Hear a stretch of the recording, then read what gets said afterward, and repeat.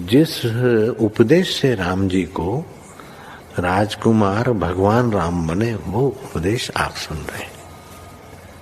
कितना ऊंचा ग्रंथ है। इसको वाल्मीकि रामायण भी बोलते, योग वशिष्ठ महारामायण भी बोलते। राम तीर्थ ने इसी का बार बार अध्ययन किया था। ये आप भी शांत हो जाएंगे परमात्मा में, और दूसरों को भी शांति देने की क्षमता देने वाला ये सदग्रंथ है। इसको वेदांत का सिद्धांत ग्रंथ बोलते हैं। दूसरे होते प्रक्रिया ग्रंथ। ये करके फिर कब वो आचार्य बनो तब समझो, ये तो थोड़ा पढ़ो और फिर वही सिद्धांत की बात। तो बार बार योग वशिष्ठ महारामायण विचारने योग। ओम श्री सद्गुरु परमात्मने नमः। श्री वशिष्ठ जी बोले, हे राम जी, तुम आत्मा हो, इसकी इच्छा से बंधन में क्यों पड़ते हो? जैसे सिंह पिंजड़े में आकर दीन होता है, पर बल करके जब पिंजड़े को तोड़ डालता है तब बड़े वन में जाकर निवास करता और निर्भय होता है, वैसे ही तुम भी वासना रूपी पिंजड़े को तोड़कर आत्मपद में स्थित हो रहो, जो सबका अधिष्ठान और सबसे उत्कृष्ट है। जब तुम उस पद को प्राप्त होगे तब इस संसार की वासना नष्ट होकर आनंद होगा और तुम निर्वाण पद को प्राप्त होकर शांत होगे। हे राम जी, परम उपशम ज्ञेय पद को पाओगे और द्वैत भाव मिटकर केवल परमार्थ सत्ता भासित होगी। इसी का नाम निर्वाण है।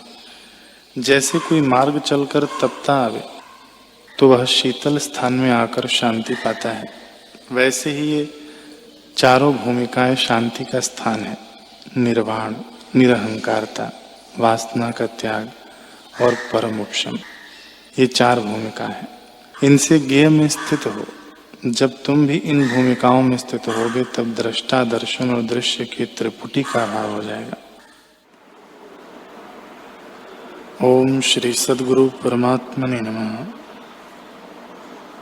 श्री वशिष्ठ जी बोले, हे राम जी, जो अर्ध प्रबुद्ध हैं वे जो पाप करने लग जाएं और आत्म अभ्यास त्याग दें तो वे दोनों मार्गों से भ्रष्ट हो जाते हैं। न स्वर्ग को जाते हैं, न आत्मपद को प्राप्त होते हैं। तप, दान, तीर्थ आदि के सेवन से भी आत्मपद नहीं प्राप्त होता। जब विचार उपजता है और आत्मपद का अभ्यास होता है तब आत्मपद मिलता है, और जब आत्मपद प्राप्त होता है तब मनुष्य निशंक हो जाता है। चेष्टा व्यवहार करता भी दिखता है पर उसका चित्त शांत हो जाता है। जैसे तांबे को जब पारस का स्पर्श कराइए तब वह स्वर्ण हो जाता है। आकार उसका वैसा ही रहता है परंतु तांबे के भाव का अभाव हो जाता है। वैसे ही जब चित्त को आत्मपद का स्पर्श होता है तब चित्त शांत हो जाता है, परंतु चेष्टा उसी प्रकार होती है और जगत की सत्यता नष्ट हो जाती है। हे राम जी, अब तुम जागे हो और निशंक हुए हो, तुम्हारा राग द्वेष नष्ट हो गया है, तुम निर्विकार आत्मपद को प्राप्त हुए हो। जन्म, मृत्यु, बढ़ना, घटना, युवा और वृद्ध होना, इन सब विकारों से रहित आत्मपद को तुमने पाया है। सबका अधिष्ठान परम शुद्ध चैतन्य तुमको प्राप्त हुआ है। हे राम जी, जो कुछ मुझको कहना था वह तुमसे मैंने कहा। यह सार का सार आत्मपद है, और जो कुछ जानने योग्य था वह तुमने जाना। इसके उपरांत न कुछ कहना रहा और न कुछ जानना। यहीं तक कहना और जानना है। ओम श्री सद्गुरु परमात्मने नमः। श्री वशिष्ठ जी बोले, हे राम जी, जैसे कोई मार्ग चलकर तपता आवे तो वह शीतल स्थान में आकर शांति पाता है, वैसे ही ये चारों भूमिका शांति का स्थान है। निर्वाण, निरहंकारता, वासना का त्याग और परम उपशम, ये चार भूमिका है। इनसे ज्ञेय में स्थित हो। जब तुम भी इन भूमिकाओं में स्थित होगे तब दृष्टा, दर्शन और दृश्य की त्रिपुटी का अभाव हो जाएगा और केवल दृष्टा ही रहेगा। हे राम जी, दृष्टा भी उपदेश जताने के निमित्त कहा है। जब दृश्य का अभाव हुआ तब दृष्टा किसका हो? केवल अपने रूप में स्थित हो जो शुद्ध है। यह जगत की सत्यता जन्मों को देने वाली है। जो जगत के पदार्थ सुखदायी लगते हैं वे दुख को देने वाले हैं। इनको विष जानकर त्याग करो। जैसे आकाश में तरुवर दिखते हैं वैसे ही यह जगत न होने पर भी भासित होता है। आत्मा में दृश्य नहीं है, एक ही पदार्थ में दो दृष्टियां हैं। ज्ञानी उसको आत्मा और अज्ञानी जगत मानते हैं। सब भोतन की रात्रि में संतन का दिन होए, जो लोकन दिन मानिया संत रहे तह सोए। ज्ञानी परमार्थ तत्व में जागते हैं और संसार की ओर से सो रहे हैं, और अज्ञानी परमार्थ तत्व में सोए हुए हैं और संसार की ओर से सावधान है। श्री योग वासिष्ठ महारामायण।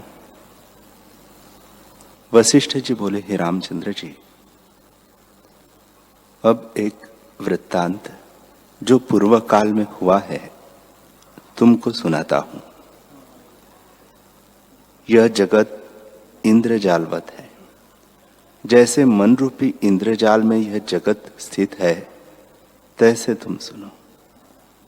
इस पृथ्वी में एक उत्तरपाद नाम देश था। उसमें एक बड़ा वन था और वहां नाना प्रकार के वृक्ष, फूल, फल और ताल थे, जिन पर मोर आदि अनेक प्रकार के पक्षी शब्द करते थे। फूलों से सुगंधें निकलती थी और विद्याधर, सिद्धगण और देवता आकर विश्राम करते थे। किन्नर गान करते थे और मंद मंद पवन चलता था। निदान उस स्थान में महासुंदर रचना बनी थी और सुवर्णवत महाकल्प वृक्ष लगे थे। उस देश का लवण नाम राजा अति तेजवान और धर्मात्मा राजा हरिश्चंद्र के कुल में उपजा। उसका ऐसा तेज हुआ कि शत्रु उसका नाम स्मरण करे तो उसको ताप चढ़ जावे और वह श्रेष्ठ पुरुषों की पालना करे। उस राजा के यश से संपूर्ण पृथ्वी पूर्ण हो गई और स्वर्ग में देवता और विद्याधर यश गान करते थे। उस राजा में लोभ और कुटिलता न थी और वह बड़ा बुद्धिमान और उदार था। एक दिन सभा में बड़े ऊंचे सिंहासन पर वह बैठा था और सुंदर स्त्रियों का नृत्य होता था। अति सुंदर बाजे बजते थे और मधुर ध्वनि होती थी। राजा के शीश पर चमर झूलता था और मंत्रियों और मंडलेश्वरों की सेना आगे खड़ी राजा को देश मंडल की वार्ता सुनाती थी। इतिहास आदि की पुस्तकें ढांप के उठा रखी थी और भांट स्तुति करते थे। केवल 2 मुहूर्त दिन रह गया था। उस काल में एक इंद्रजाली बाजीगर आडंबर संयुक्त सभा में आया और राजा से कहने लगा, हे राजन, आप मेरा एक कौतुक देखिए। इतना कहकर उसने अपना पिटारा खोला और उसमें से एक मोर की पूंछ निकालकर घुमाने लगा।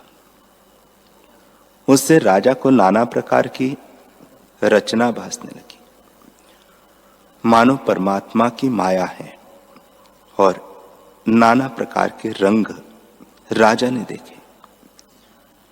उसी क्षण में किसी मंडलेश्वर का दूत एक घोड़ा लेकर राजा के निकट आया और बोला, हे राजन, यह महाबलवान घोड़ा राजा ने आपको दिया है। जैसे उच्च श्रवा इंद्र का घोड़ा समुद्र मथने से निकला है, तैसा ही यह है और इसका पवन के सदृश वेग है। मेरे स्वामी ने कहा कि जो उत्तम पदार्थ है वह बड़ों को देना चाहिए और यह आपके योग्य है, इससे आप इसे ग्रहण कीजिए। तब इंद्रजाली बोला, हे राजन, आप इस घोड़े पर आरूढ़ हो, इस पर चढ़कर आप शोभा पावेंगे।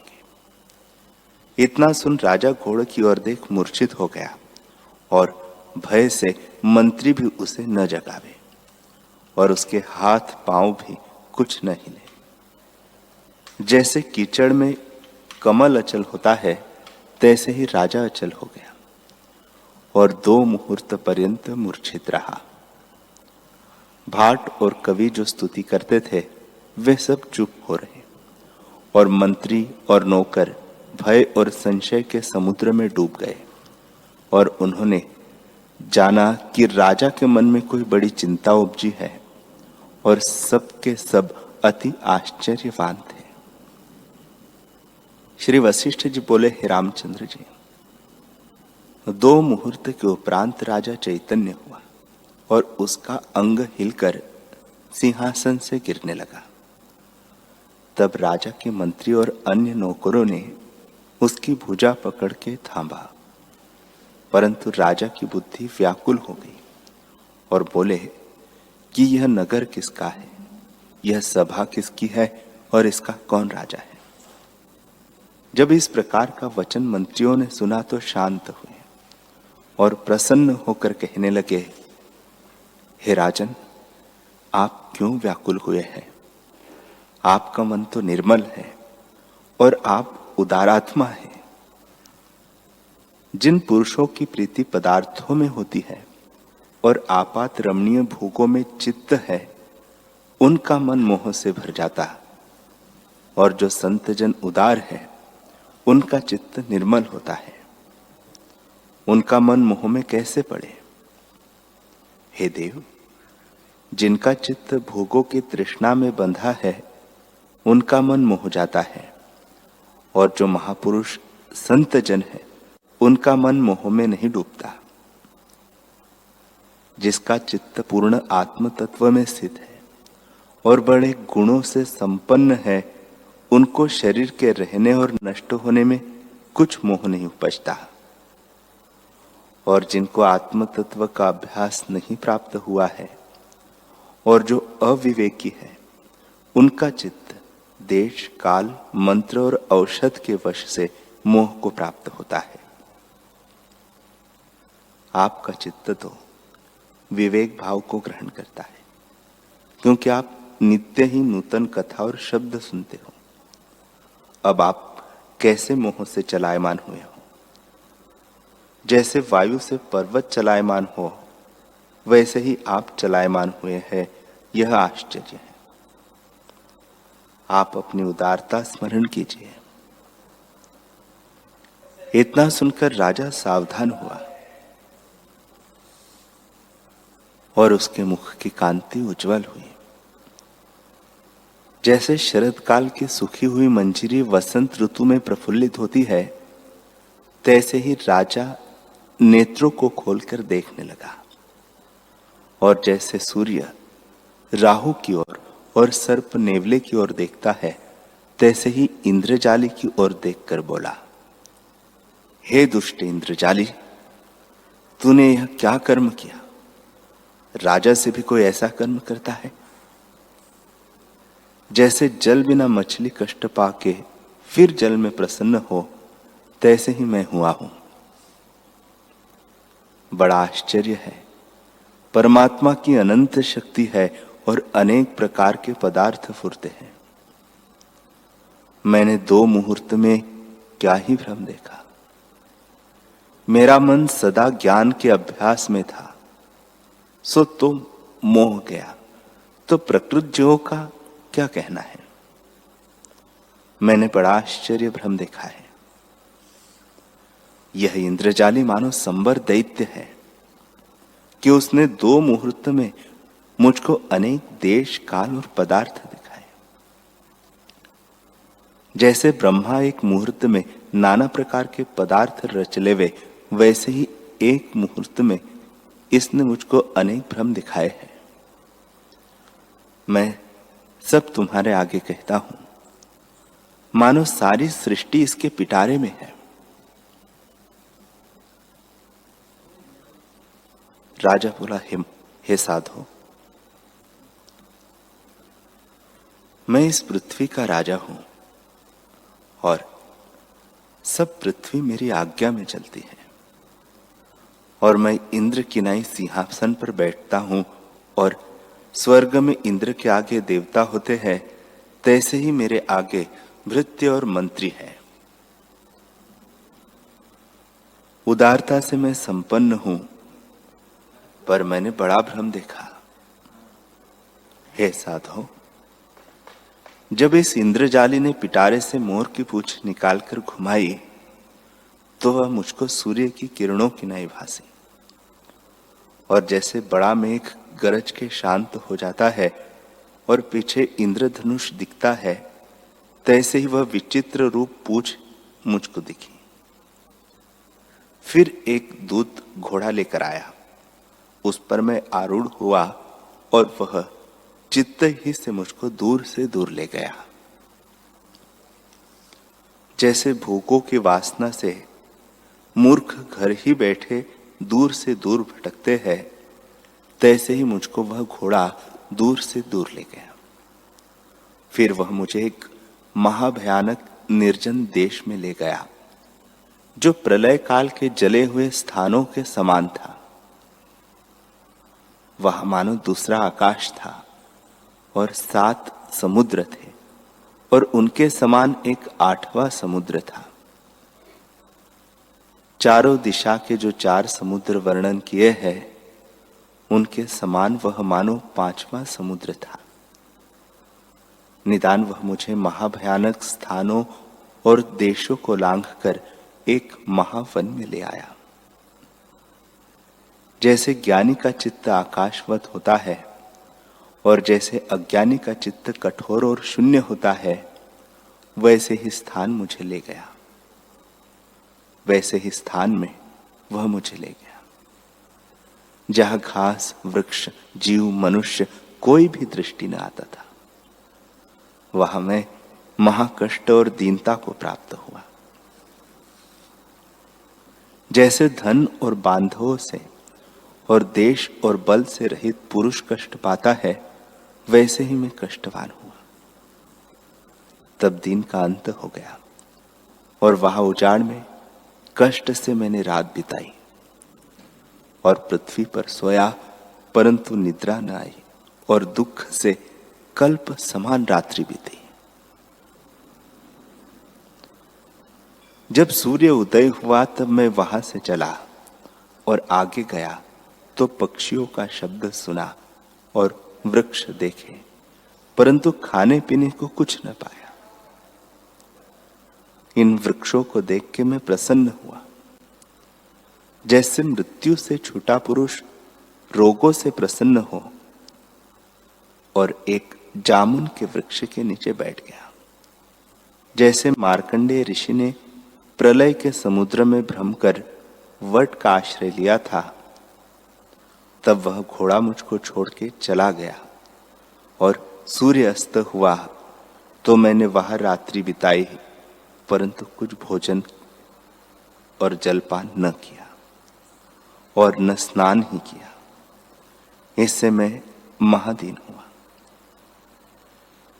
जैसे कोई बिका हुआ मनुष्य दीन हो जाता है, और जैसे अंधकूप में गिरा मनुष्य कष्टवान होता है, तैसे ही मैं कष्टवान हुआ, और कल्प के समान रात्रि बीती।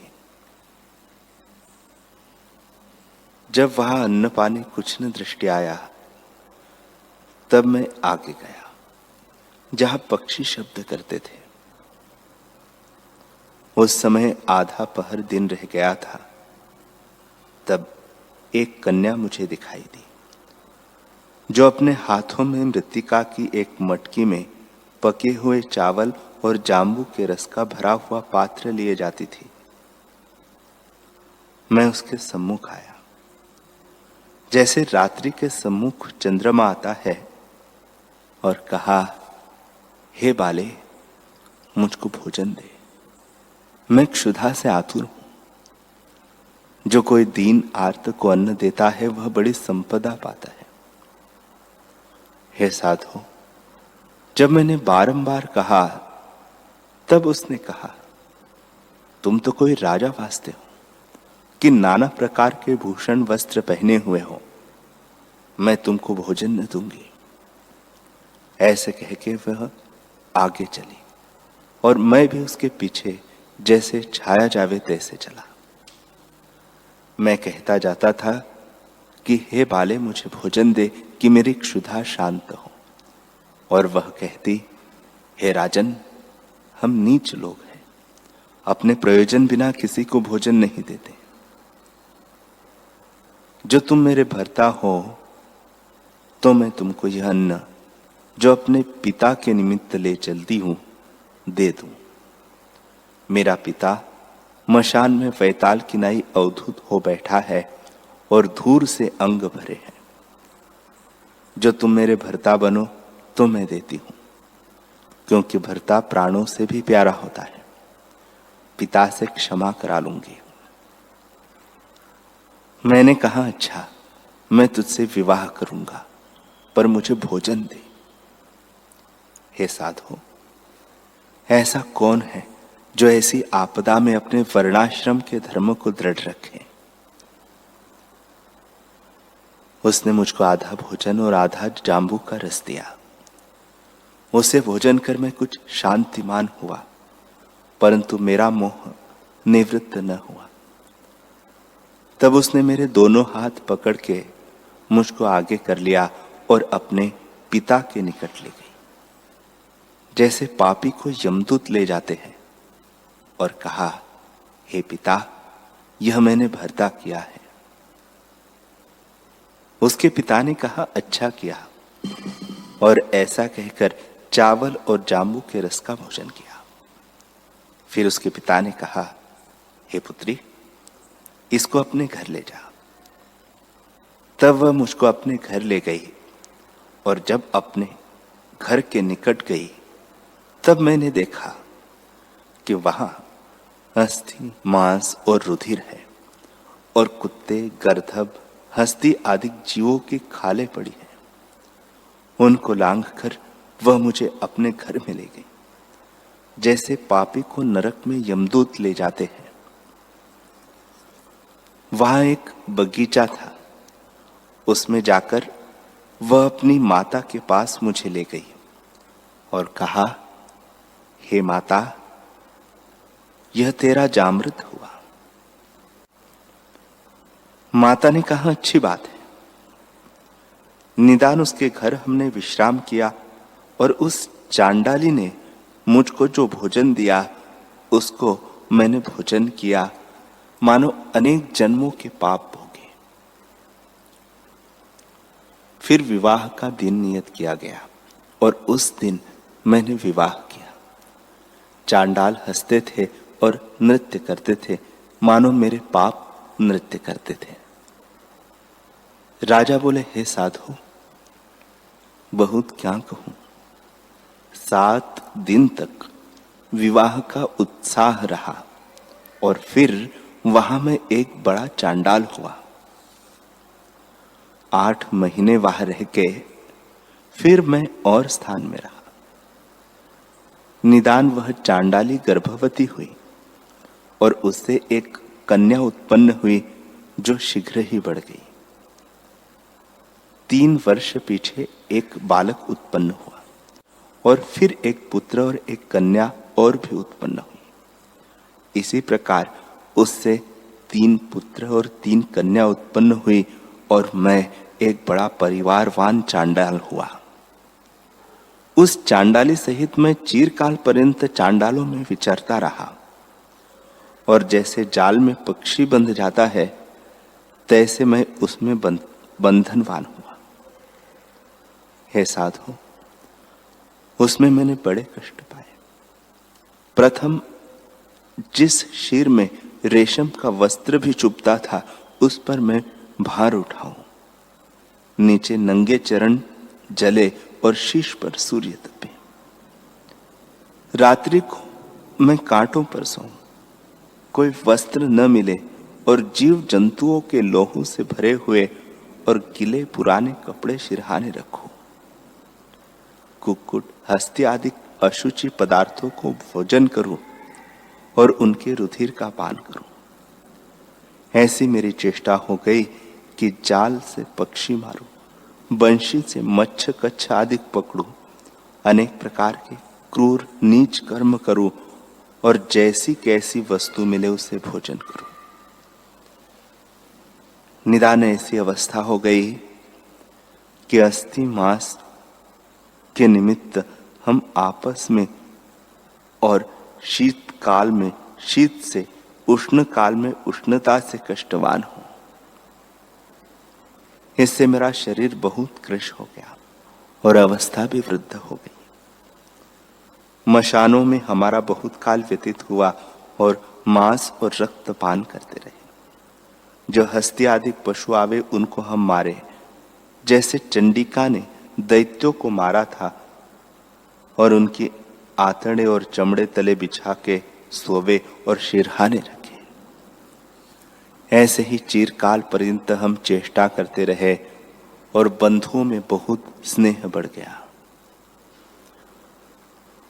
पर वर्षा काल की नदी किनाई हमारी तृष्णा बढ़ती जाती थी। जिन मृत्तिका के पात्रों में चांडाल भोजन कर जाते थे, उन्हीं बासनों में हम भी भोजन करते थे। काल वशात वर्षा बंद हो गई और अकाल पड़ा। सूर्य ऐसे तपने लगे मानो 12 सूर्य इकट्ठे तपते हैं और दावाग्नि वन में लगी। वन के जीव अन्न जल के निमित्त कष्ट पाने लगे और अपना देश छोड़ के देशांतर जाने लगे। निदान महा उपद्रव हुआ। समय बिना ही मानो प्रलय आया है। तब क्षुधा और तृषा के से कितने ही जीव मृतक होने लगे, कितने गिर पड़े और हमको भी कष्ट हुआ। तब हम तीनों पुत्रों और तीनों कन्याओं और स्त्री सहित वहां से निकले और जहां अन्न जल सुने वही जावे, फिर यह भी हाथ न आवे। तब हम बहुत शोकवान हुए और शरीर नीरस सा हो गया। निदान सब ऐसे कष्टवान हुए कि पुत्र पिता को न संभाले और पिता पुत्र को न संभाले। बांधवों का स्नेह आपस में छूट गया। सब अपने अपने वास्ते दौड़े। राजा बोले, हे सभा, इस प्रकार हम चिरकाल तक विचरते फिरे। शरीर बहुत वृद्ध हो गया और बाल बर्फ की नहीं श्वेत हो गए। जैसे सूखा पात वायु से विचरता है, तैसे ही हम भी कर्मों के वश से भ्रमते रहे। जो कुछ राजा का अभिमान था वह मुझे विस्मरण हो गया और चांडाल भाव दृढ़ हो गया। सब जीव कष्टवान होकर कलत्र को छोड़ गए और कितने पहाड़ पर चढ़कर दुख के मारे गिर पड़े। और जैसे चिड़िया को बाज भोजन करता है, तैसे ही जनों को भेड़िए भोजन करते थे। एक वृक्ष के नीचे मैंने विश्राम किया। तब एक बालक जो सबसे छोटा था मेरे पास आया और बोला, हे पिता, मुझको मांस दे कि मैं भोजन करूं, नहीं तो मेरे प्राण निकलते हैं। तब मैंने कहा, मांस तो नहीं है। उसने कहा, कहीं से ला दे। छोटा पुत्र सबसे प्यारा होता है। इससे मैंने कहा, हे पुत्र, मेरा मांस है, वह खा ले। तब उस दुर्बुद्धि ने कहा, दे। मैंने वन से लकड़ियां इकट्ठी करके अग्नि जलाई और कहा, हे पुत्र, मैं अग्नि में प्रवेश करता हूं। जब परिपक्व हो जाऊं तब तो भोजन करना। हे सभा, इस प्रकार मैंने स्नेह के वश कहा कि किसी प्रकार यह जीते रहे।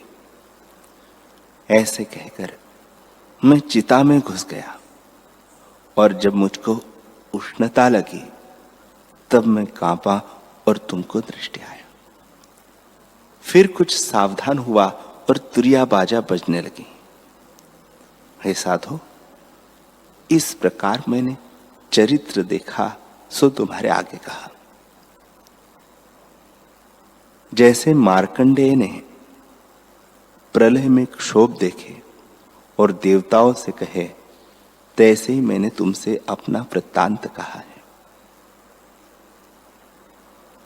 जब इंद्रजाली ने पूंछ घुमाई थी तब उसके सामने मैं घोड़े पर आरूढ़ हुआ था और इतने काल प्रत्यक्ष भ्रम देखता रहा। बड़ा आश्चर्य है कि मेरे से विवेकवान राजा को इसने मोहित किया तो और प्राकृत जीवों की क्या वार्ता है। वशिष्ठ जी बोले, हे रामचंद्र जी, जब इस प्रकार तेजवान राजा ने कहा तब वह सांबरिक अंतर्धान हो गया और सभा में जो मंत्री आदि बैठे थे सब आश्चर्यवान हुए और परस्पर देखकर कहने लगे, बड़ा आश्चर्य है, बड़ा आश्चर्य है। भगवान की माया विचित्र रूप है। यह सांबरी माया नहीं है, क्योंकि सांबरी अपने लोभ के निमित्त तमाशा दिखाता है। पीछे यत्न से धन आदि पदार्थ मांगता है, पर यह लिए बिना ही अंतर्धान हो गया। यह ईश्वर की माया है, जिससे ऐसा विवेकवान राजा मोह गया। जो ऐसा बड़ा तेजवान और शूरमा राजा मोहित हुआ तो सामान्य जीवों की क्या वार्ता है। हे रामचंद्र जी, ऐसे संदेहवान होकर सब स्थित हुए और मैं भी उस सभा में बैठा था। यह वृत्तांत मैंने प्रत्यक्ष देखा है, किसी के मुख से सुन के नहीं कहा। हे राघव, यह जो अगुण रूप मन है सो महामोह और अविद्या है। इसके फुरने से अनेक प्रकार का मोह दिखता है। जब यह मन उपशम हो तभी कल्याण हो। इससे इस मन में जो बहुत कल्पना उठती है उनको त्याग कर आत्मपद में स्थिति करो। हरि ओम।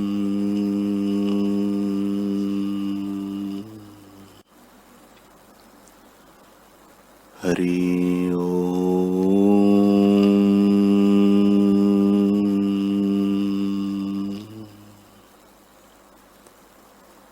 ओम सहना भवतु सहनौ भुनक्तु सह वीर्यं करवावहै तेजस्विनावधीतमस्तु मा विद्विषावहै।